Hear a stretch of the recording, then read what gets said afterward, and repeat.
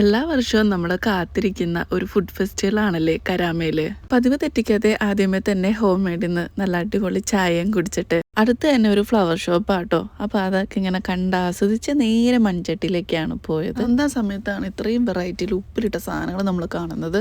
ഇതിപ്പോ കാണുന്നത് അങ്കമാലിക്കാരന്റെ തട്ടുകടയിലാണ് ഇപ്പൊ ട്രെൻഡിങ് ആയിട്ടുള്ള ചീസ് ബോൾ ആട്ടോ. ഇത് നമ്മൾ കഴിച്ചോണ്ടിരിക്കുമ്പോൾ വായിക്കൂടി പുക വരും. സ്പൈസി ഐറ്റംസ് മാത്രമല്ല, അവിടെ സ്വീറ്റ്സിന്റെ ഒത്തിരി വെറൈറ്റി ലുലു കഫേന്റെ സ്റ്റോളാട്ടോ ഇപ്പോൾ കാണുന്നത്. മലബാർ പ്ലേറ്റും ഈ തവണ പതിവ് തെറ്റിക്കാതെ പുതിയൊരു ട്രെൻഡിങ് ആയിട്ടുള്ള ഒരു പുഡിംഗ് ഇറക്കിയിട്ടുണ്ട്. പൊടി പുഡിംഗ് ആണ് ഞാൻ ട്രൈ ചെയ്തത്. പക്ഷെ ഇതിന്റെ പൈസയ്ക്ക് അനുസരിച്ചിട്ടുള്ള അത്രയും വേർത്തുണ്ടെന്ന് എനിക്ക് തോന്നുന്നില്ല. എന്നാലും ഞാൻ മേടിച്ച് ട്രൈ ചെയ്തു.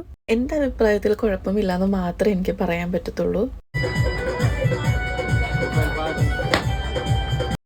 കുലുക്കി സർവത്തിൻ്റെ വെറൈറ്റീസ് ഉണ്ട്. അതുപോലെ ഒത്തിരി ലൈവ് ഫുഡാണ് കേട്ടോ മലബാർ പ്ലേറ്റിലുള്ളത്.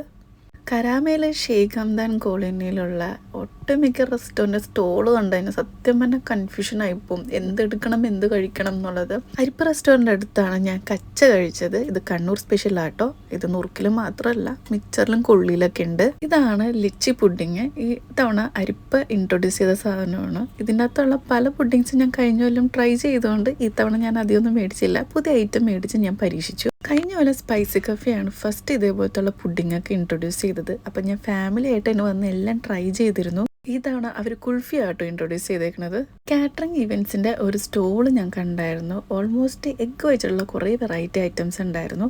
ചിക്കൻ്റെ കുറച്ച് വെറൈറ്റി ഐറ്റംസ് ഈ സ്റ്റോളിൽ ഉണ്ടായിരുന്നു.